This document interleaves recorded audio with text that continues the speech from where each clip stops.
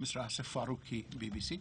Yeah, there was a lot of opposition to this suggestion when it came to the parliament, and the opposition parties made a lot of hue and cry that the government is burdening the taxpayer basically for this, for the reason that it should be doing itself the reconstruction work.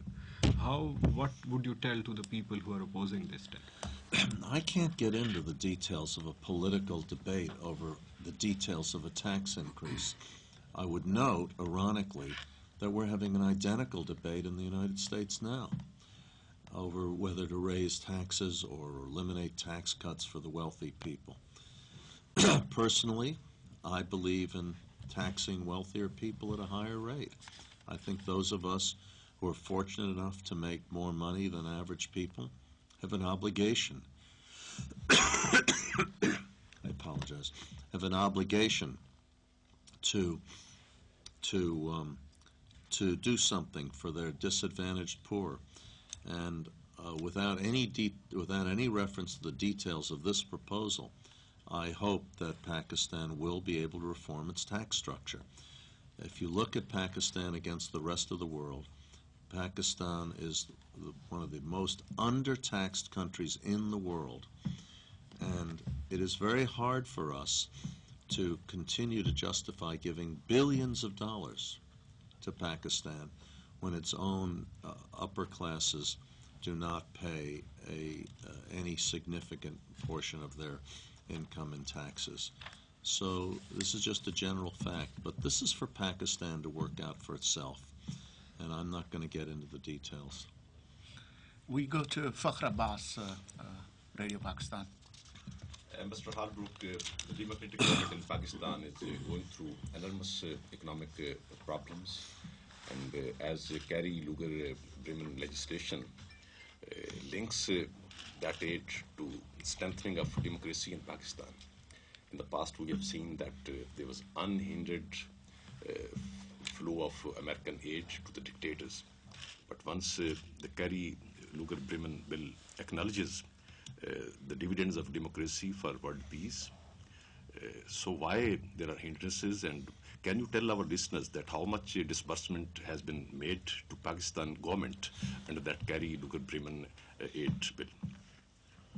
The Kerry Lugar bill provides $7.5 billion of aid to the civilian efforts in Pakistan over 5 years. That's a lot of money. I personally would like it to be even more, but that's still a lot of money. It takes a while for this money to pass the Congress, then to have a spending plan agreed upon with the government of Pakistan, and then for the plan to be implemented. Meanwhile, other funds have come through the pipeline so that we just as with the disaster in Swat last year, in the case of the floods, the United States was the first into Pakistan with the most aid. I don't have an exact figure now, but it's over over $500 million in aid for relief so far. And that doesn't count the expense of all the helicopters we sent in. We had over 30 helicopters operating here in support of your efforts. So the U.S. has been very, very generous. We are also looking for ways to use Kerry Lugar money to affect the recovery phase in Pakistan after the floods. And that's what I will address tomorrow in the Pakistan Development Forum. Mr. Rana Kaisar, Pakistan Today.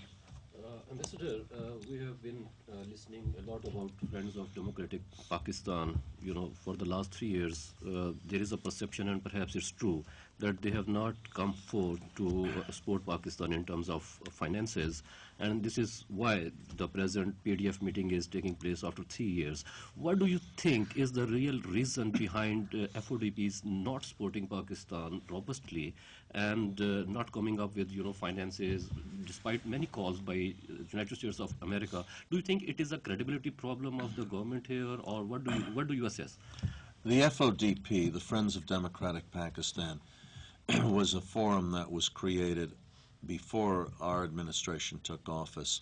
It was never designed to be a pledging organization. We turned it into one in April of last year in Tokyo and got over $5.5 $1.3 billion in pledges, of which about 60% has already been delivered, and the rest is going to come. And so I think people may expect more than they should from the Friends of Democratic Pakistan. And this is not a pledging conference here in Islamabad today and tomorrow with the Pakistan Development Forum, but it's an attempt to let the government give us a clear sense of their own priorities.